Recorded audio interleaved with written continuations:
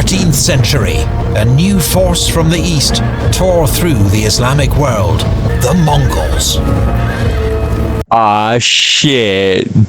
Oh, shit. Epic History TV, The Fall of the Abbasids. If you haven't checked out part 1 of my reaction, check out part 1. Let's get straight into the reaction. In the 8th century Middle East, a new dynasty seized control of one of the world's greatest empires, the Islamic Caliphate. Though little remembered in the West today, the Abbasids reigned for 5 centuries. They oversaw an era of Islamic military dominance, city building, brilliant scholarship, and technological innovation. It has come to be remembered as Islam's golden age. This is the story of the Abbasid Caliphate.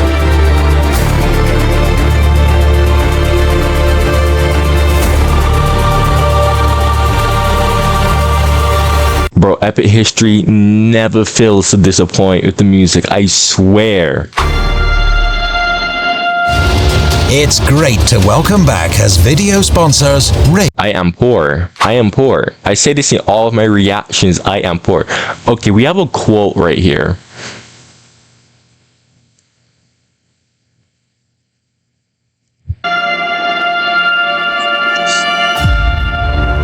The Abbasid Caliphate had flourished under the reign of Caliph Harun al-Rashid. And to ensure its continued success, he arranged his succession in a way that he believed would ensure stability and peace.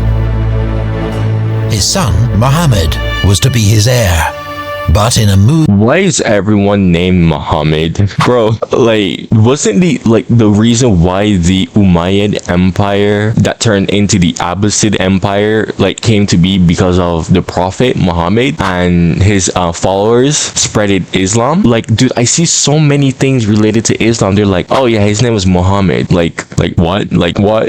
Common since the time of the Umayyads. He also named another son, Abdullah, as Muhammad's heir. It proved a recipe for disaster. In 809, in Baghdad, Muhammad succeeded his father as caliph, taking the title Al-Amin, the Trustworthy. His half-brother, Abdullah, became governor of Khorasan with the title Al-Ma'mun, the Trusted One. Rival factions soon formed at both courts. In Baghdad, Al-Amin's advisors urged him to remove his brother from the succession. And just a year into his reign, he tore up his father's arrangement. Al-Ma'mun was furious. Yo, damn. This reminds me of how, you know, the Frankish Empire, Kingdom of the Franks, I should say, how it was divided up. You know, Charlemagne divided it, and that didn't end well. Freaking hell, this is like the same thing, bro. Oh my, but you know, the Islamic version. Well, the kingdom wasn't like divided though, so it's synonymous in a way when you think about it. Fraternal distrust exploded into civil war. Al-Ma'mun's Khorasani forces won a great victory against a much larger force at Ray. That name, Khorasan, dude, the Taliban, dude, I swore the Taliban uses that. YouTube, please don't smite me down, YouTube. Please, YouTube, do not smite me down. I am simply saying, I've heard. Oh, it wasn't the Taliban using that name. It was the other group. It was the IS. I'm just gonna say that. I don't want to say the name because I don't want YouTube to think that this video is too inappropriate or anything. But yeah, IS. That's where I've heard that name from. And marched on to besiege Baghdad in 812. After a bloody year-long siege, the city fell. Caliph Al-Amin was captured as he tried to flee and executed. Initially, Al-Ma'mun ruled the caliphate from his old base at Merv. Here, in an effort to widen his support after the civil war, he fostered a new alliance with the Alids. This powerful family was descended from Ali, fourth caliph and son-in-law of the Prophet Muhammad. They'd later become leaders of Shia Islam, the branch of Islam that believes true spiritual authority belongs to Ali's descendants. Bro, the whole Islam Shia versus Sunni debate, yo, honestly, religion, in general, man, the amount of debate, the amount of controversy that has caused is insane to me. Like, think about it, right? Because Islam is like, they believe that they're like the better version of Christianity, that their version of, because Islam and Christianity believe in the same God, right? So they think that their way of thinking, their belief versus Christianity is, in other words, supreme, is better, right? Superior. But then in Islam, you have the Sunni versus Shia, and they're like, no, Sunni belief not good, but Shia belief, and it's vice versa. It's so like, you know, it's hurting my brain. You know, like, oh my goodness. Instead of traditional Abbasid black, Al-Mamun's court began to wear green, a color associated with the Alids. Al-Mamun even married two of his daughters into the Alid family and made Alid Imam Ali al-Rida his heir apparent. But these policies sparked hostility back in Iraq and led to major revolts in Baghdad. After 6 years, the Caliph moved the capital back there to restore order and abandoned his Alid alliance. Al-Mamun is also remembered for his attempts to impose a new religious doctrine on the Caliphate. He first invited distinguished scholars to Baghdad to discuss theological issues, such as the deeds of the companions of the Prophet, the Hadiths, and the nature of the Quran. However, his pronouncement that the Quran was at some point created by God, rather than co-eternal with God, encountered bitter resistance. Oh, again, the controversy. Oh my goodness, man. Imagine, right? Like, I get like a bunch of like Muslims on this video. Oh my goodness. Yo, but for real though, if you're a Sunni versus Shia, like whichever one you are, I would love to hear your perspective. I had a few like Islamic friends or Muslim friends, I should say. I didn't ask them for their perspective on that. I'm not gonna dive too much into that. One, because I can't remember too much, and two, I don't want to be like talking about that stuff on my channel. Very interesting how they think. 18 years of religious persecution followed, a period known as the Minha, or Inquisition, which saw dissenting scholars imprisoned or even executed. In 833, Al-Mamun was succeeded by his brother, who took the title Al-Mu'tasim. He'd prove far less interested in theological debate than the clash of arms.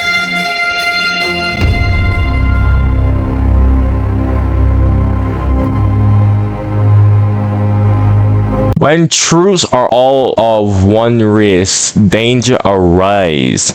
They lack zeal and they are apt to be disorderly. It is necessary that they should be of different races. Oh, okay. That is so interesting, because I have heard some very interesting takes of people saying that armies who are of different races don't do well because they're not one race. That is a very, very interesting take. I think somebody should go show this quote to all those people who are crying in Europe about, you know, if you understand what I mean, like freaking people crying about immigrants and whatnot.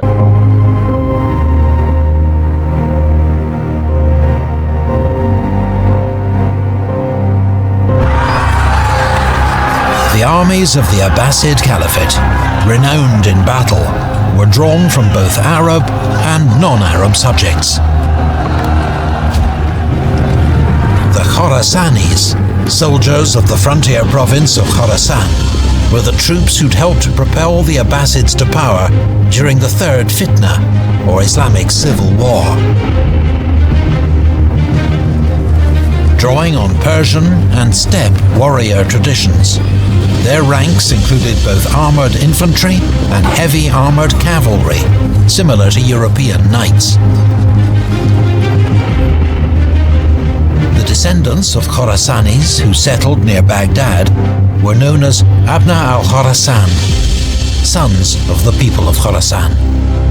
Famed as elite and versatile infantrymen, they formed the loyal core of the Caliph's army. Yo, that flag, I don't know why, but that flag looks so freaking hot. There's something about, dude, black and gold, dude. Why does black and gold look so freaking hot? I don't get it. Like, look at that flag. If that was like, it's like the Japanese flag in a way, but this flag just, oh, it just looks so much more sexy. Holy crap. Other notable contingents included the Dailamis, expert skirmishers from the highlands of northern Persia. While African troops, including military slaves and Muslim converts from Ethiopia, fought as heavy infantry, armed with shield, sword, and spear. Freaking troops! Diversity, diversity, diversity. Yep. Can't exclude the Africans, man. The great Caliph Harun al-Rashid was known to have an elite bodyguard of 40 African soldiers. Abbasid armies were particularly skilled in siege warfare and made expert use of catapults, mangonels, and battering rams. They even had specialist troops armed with naphtha or petroleum-based fire weapons. No contemporary illustrations are known, but they're thought to have been similar to this slightly later Byzantine illustration.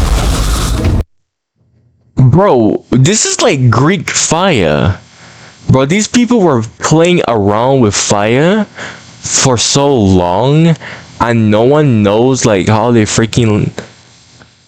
Holy crap. Oh, dude, that sucks. I wish...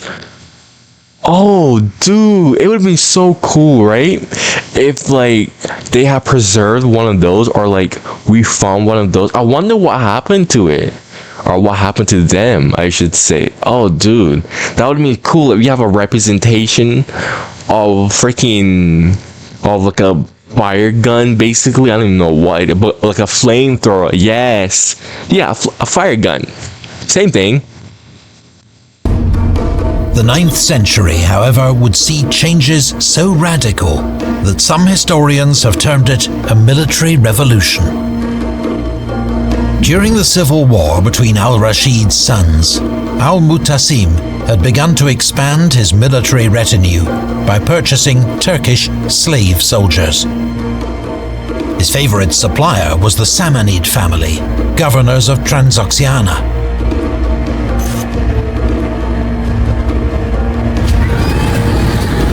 These slave soldiers were seized from their villages as boys, or bought in slave markets, then sent for intensive military training alongside an Islamic education.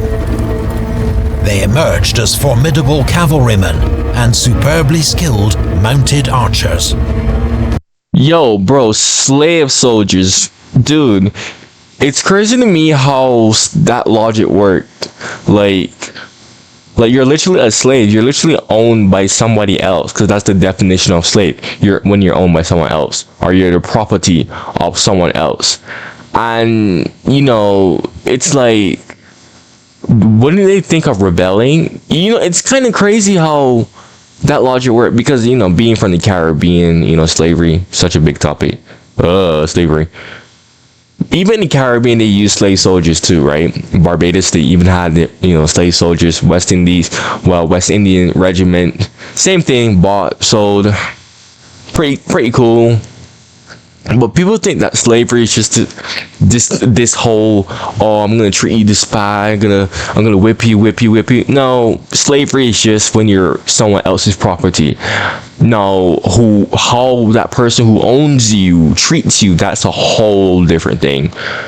But still, it's very interesting how you're literally a slave and you're willfully fighting for the people who enslave you. And it means, I mean, their treatment must have been good. Let's be real. Al-Jahith, a contemporary, wrote of them with awe. The Turks are as good as others with the lance, and in addition, if 1,000 of their horsemen are hard pressed, they will loose all their arrows in a single volley and bring down 1,000 enemy horsemen. No body of men can stand up to such a test. Historians dispute the exact timeline, but at some point in the 9th century, these Turkish slave soldiers, known as Mamluks, had come to form an elite corps within the Abbasid army.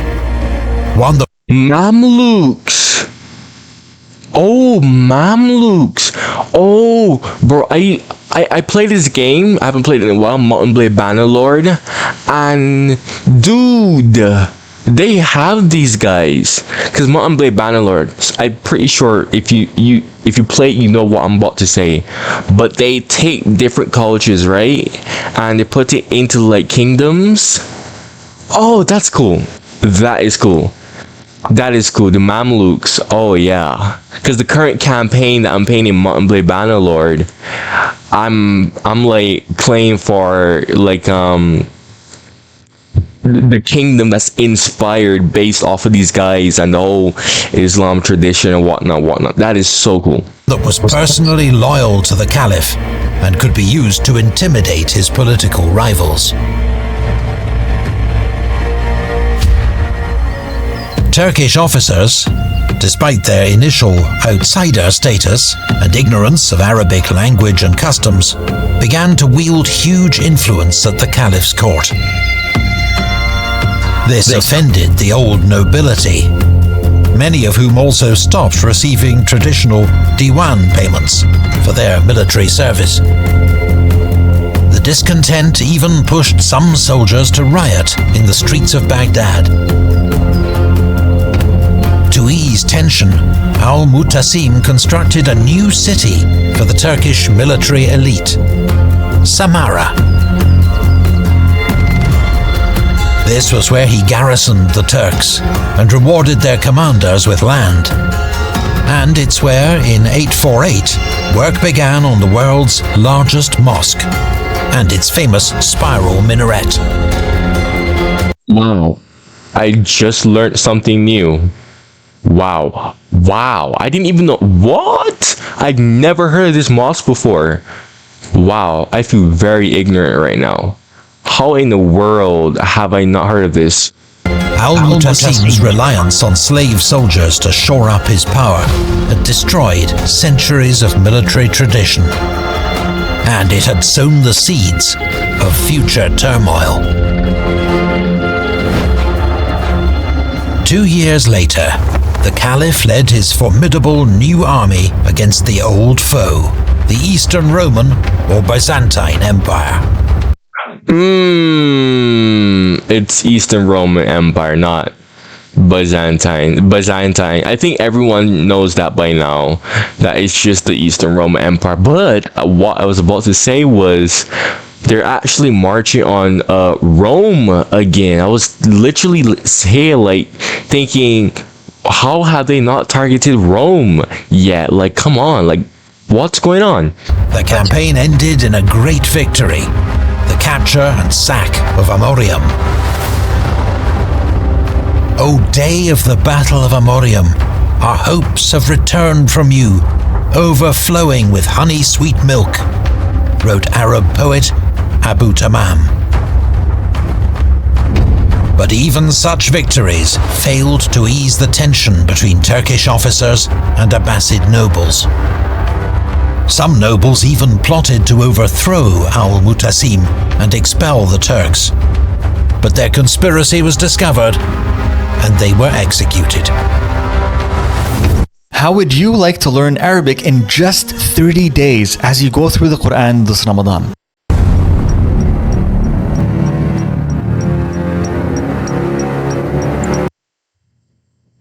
Okay, so again, these guys were literally slaves. Literal slaves, dude. This reminds me of the Ottoman Janissaries, bro. The Ottoman Janissaries were also slaves, but they became such an influential part of the Ottoman Empire. It's really, really crazy to think about. Like, again, these slaves who are literally owned by someone else have such influence, bro. Like, a lot of people should really talk about that, because like I always try to explain to people, being from the Caribbean, and they're like, "Oh yeah, you guys are just slaves, right? Like, oh, your ancestors were just slaves." And it was like, yes, but that's not entirely true. And even when you look at that, it wasn't just like, oh, you're gonna go in the fields and you're gonna go get whipped. No, there were like literally different types of slavery, and different types of slaves had different influence and whatnot. I don't know. I wish more people would freaking dive into that. It really annoys me.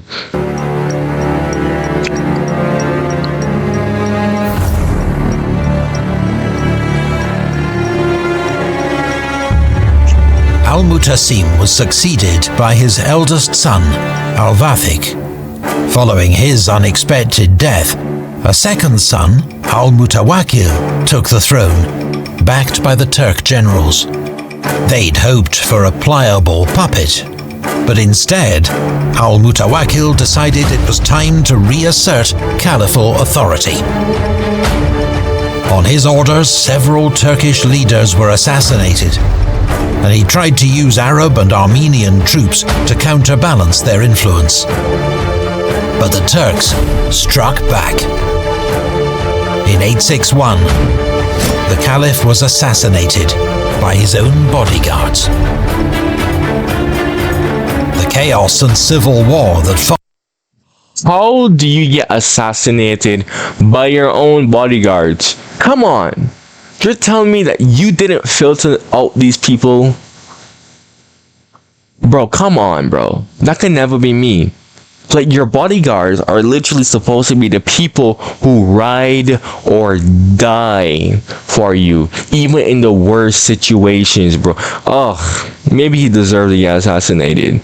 Come on. How do you not, like, make sure that you have proper loyal bodyguards, bruh? Followed is known as the Decade of Anarchy. 4 caliphs took power, all puppets of the Turkish military elite. Each, in turn, was violently overthrown. Order was only restored with the accession of Caliph Al-Mu'tamid in 870. But the anarchy had irreparably damaged the caliph's authority. Even before the Abbasids came to power, the vast caliphate had struggled to maintain control of its many regions.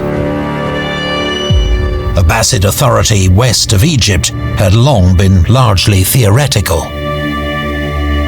But now, Oh, Carthage, finally. Carthage restoration, question mark? Oh my gosh, I would really love for Carthage to come back. Oh, it hurts my soul. The Punic Wars, man. I know I say this in like every reaction that I do where I see Carthage City. But dude, oh my gosh, Carthage is cool, okay? Okay, Carthage just has a special place in my heart, okay? multiple major uprisings broke out as local governors and warlords staked out their own claims to rule. Egypt, fertile and prosperous, was an early casualty, lost to a rebel Turkish commander who founded his own Tulunid dynasty. In southern Iraq, a major revolt broke out among agricultural slaves from Eastern Africa, known as Zanj. The 14-year uprising devastated the region and severely disrupted Abbasid tax income and Baghdad's food supply. In Afghanistan, a coppersmith named Yaqub al-Safar made an astonishing rise to power, founding his own Safarid dynasty and conquering much of eastern Persia. His advance was only halted at the Battle of Deir al-Akul in 876. Oh, uh-oh. Holy crap. This is like a cancer, bro. Unstoppable. And it keeps getting worse. In such turbulent times, Abbasid caliphs struggled to impose their authority. Obviously. Struggled? Bro, more like couldn't. But there were some successes. Why would I use kayak to compare hundreds of travel sites at once? I like to do things myself. I can't trust anything else to do the job right. Kayak.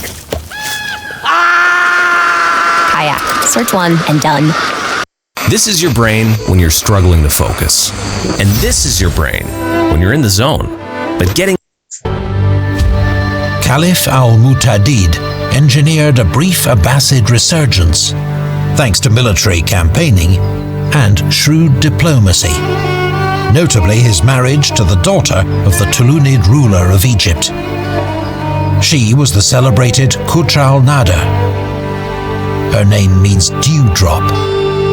One scholar described her as one of the most intelligent and regal women who ever lived. When al-Mu'tadid told his bride, "You've done well for yourself by marrying the Caliph.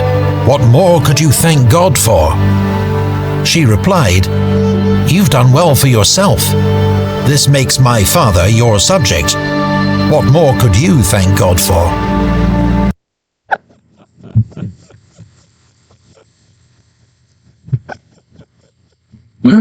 Oh my goodness, trolling, man. Oh, I love when people have freaking jokes. Her bold response was a sign of her character, as well as the delicate new balance of power between Abbasid caliphs and some of their more powerful subjects.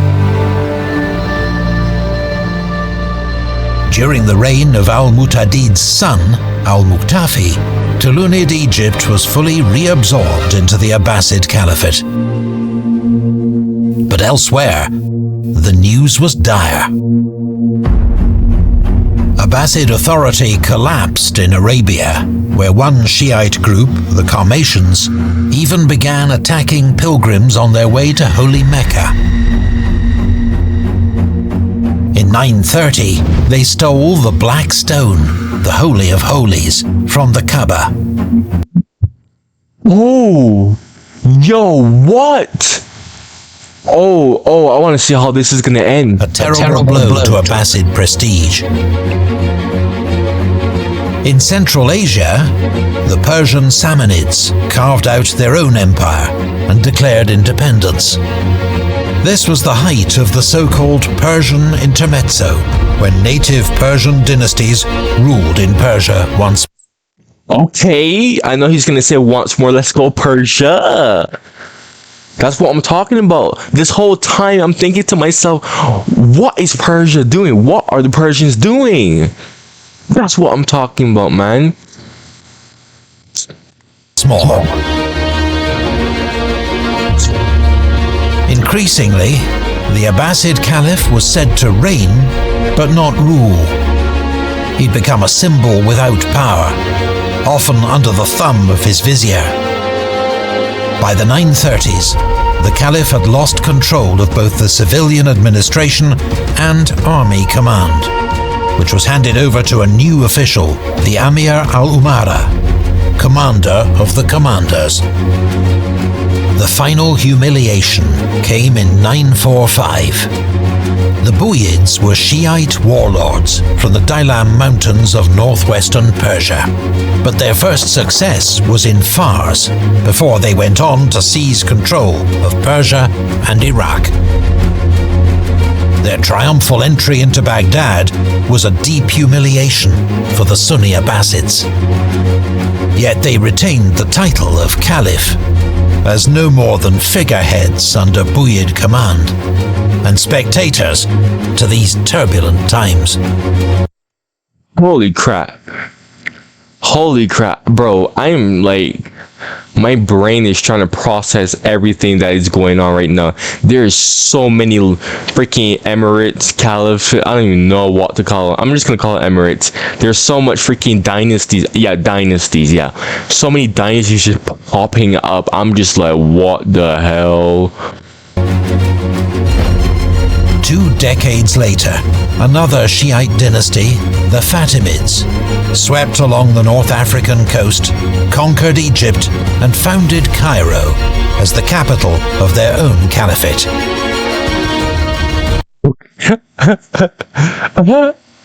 Hey, anything you can do, I can do better. I can do anything better than you.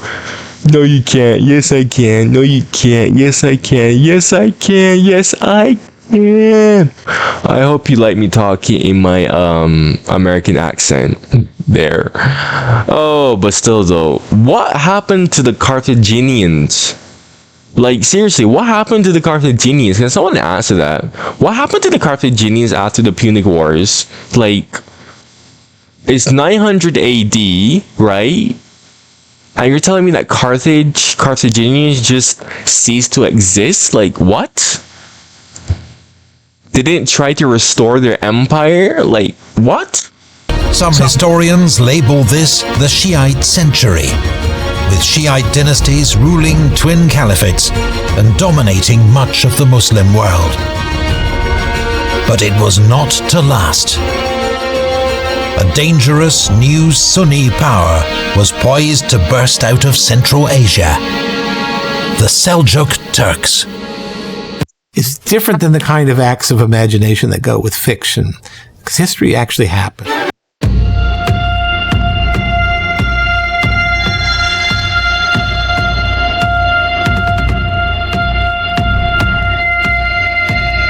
The Seljuk Turks were pastoralists, nomadic livestock farmers from the Central Asian steppe.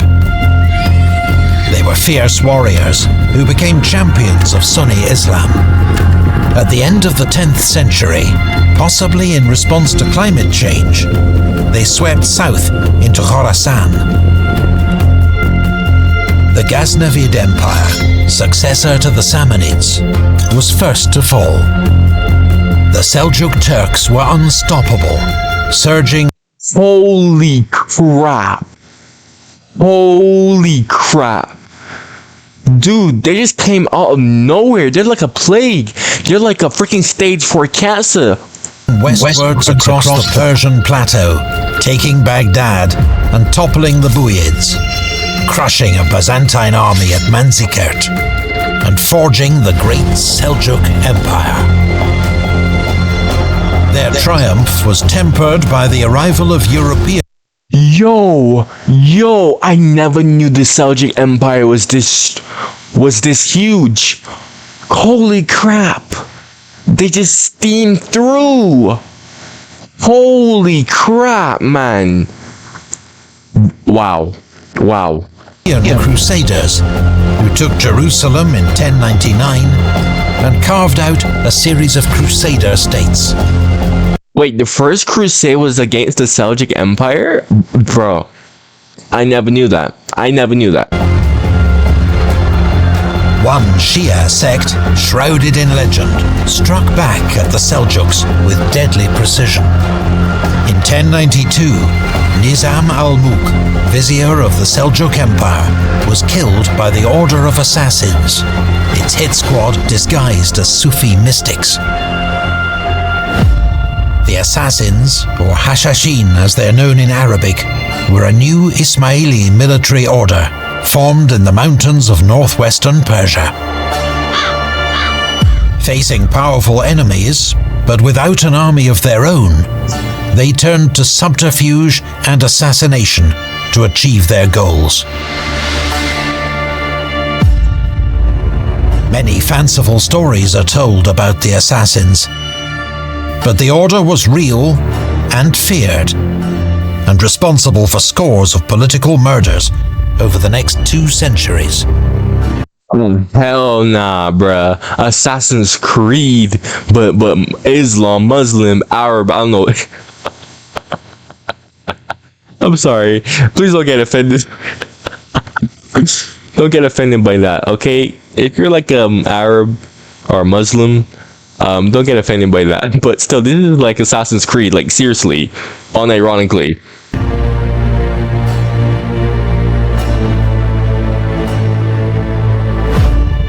Under the Seljuks, Abbasid caliphs continued to reign as spiritual leaders and figureheads.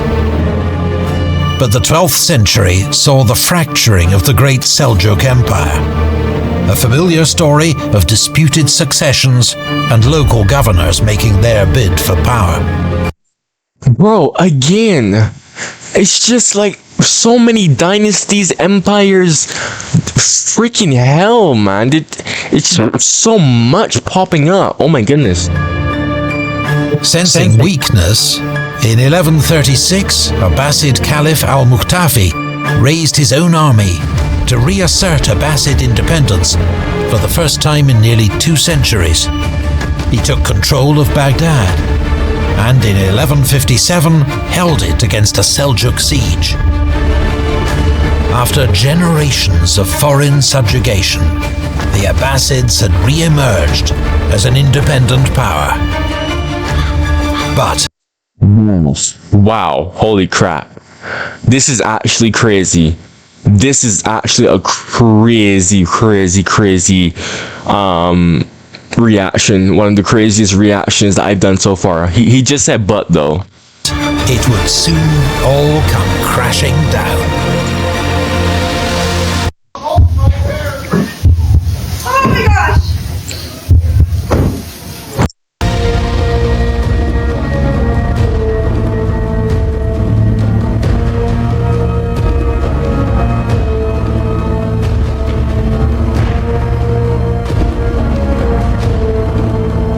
In the 13th century, a new force from the east tore through the Islamic world, scattering armies and destroying every city that did not submit to them.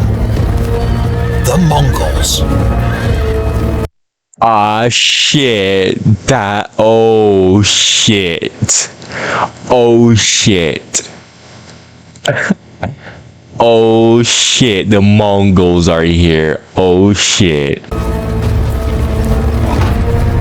First to fall, the Khwarezmian Empire, successor to the Seljuks, overrun by the Mongol hordes of Genghis Khan. By 1256, his Yo, I have goosebumps because I know some of the Mongol history, bro. They were unstoppable for a long time, bro. They were so unstoppable for a long time. Oh, dude. His grandson, Hulagu, was poised to renew the onslaught. But first, he turned his attention to the assassins, rumored to be plotting his death. The order was scattered and crushed. Yo, the Mongols just threw... Oh!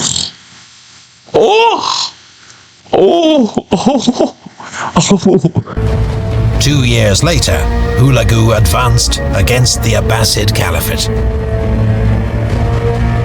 As his armies neared Baghdad, he sent a stern warning to Caliph al-Mustasim, demanding the city's surrender. Despite the Mongols' terrifying record of destroying any city that opposed them, al-Mustasim decided Baghdad's walls could keep out any steppe nomads. He was wrong. After half Baghdad's garrison was massacred in a disastrous sortie, the city surrendered. But Hulagu was in no mood for mercy. A contemporary chronicler described the horrors that followed.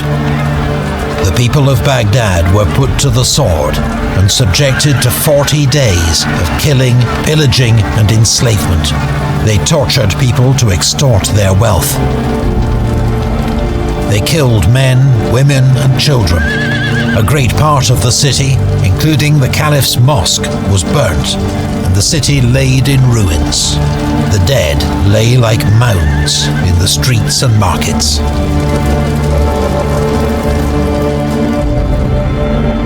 The death toll is unknown, but was in the many thousands. Damn, that is wild. Holy crap. Allegedly, only Christians were spared, thanks to the intercession of Hulagu's Christian wife. Baghdad's libraries were destroyed, their books and manuscripts, representing centuries of Muslim scholarship, were thrown into the Tigris River, so that it was said to run black with ink. Al-Mustasim. Oh, come on, dude. Come on, bro.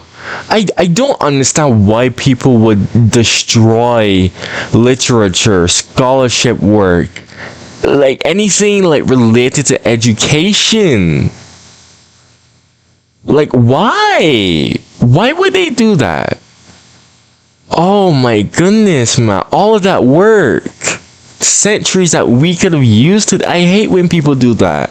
But that genuinely like pisses me off. Like, okay, sure, pillage the city and whatnot, whatever, kill the people, but don't destroy the scholarly work, man. Like, that could be used. That could be used by you. For goodness sakes, fam. Come on, fam. Was forced to witness this terrible destruction. Then, according to several sources, he was rolled in a carpet and trampled to death, as Mongols feared to spill royal blood. The last caliph of Baghdad was dead. Never again would the Abbasids hold meaningful political power. Al-Mustasim was not the last Abbasid caliph. The line would continue under the Mamluk Sultanate that now ruled Egypt, but his successors in Cairo were merely ceremonial figures, religious leaders with little power. The last caliph, Al-Mutawakkil III, surrendered to the Ottoman Empire in 1517 and was taken away as a prisoner to Constantinople. It was a humiliating fate for a dynasty that had once ruled one of history's greatest empires. One that... Yo, I think that is the most disrespectful ending to the Abbasid Caliphate. I learned a lot. I learned a lot in this video. I'm not gonna lie to you. I learned a lot in this video. Holy crap, my knowledge has expanded a lot. Holy crap, Epic History TV with yet another banger video and me with yet another banger reaction, man. Check out more reactions right here. Actually, before I say that, let's see what he says. That had dominated the Middle East, that had taken on and defeated the Byzantines in the West and Chinese in the East, that had overseen a great flourishing of scholarship, culture, technology and trade, and reigned over the era that is remembered as Islam's golden age. For centuries to come, Islamic leaders would assert their legitimacy by claiming descent from this one towering dynasty, the Abbasids.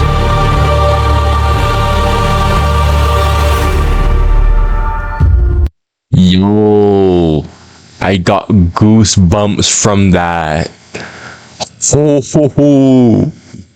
Ooh. Yo, make sure you watch these other reactions that I have on Epic History TV right here. Make sure to like and subscribe if you like my reactions.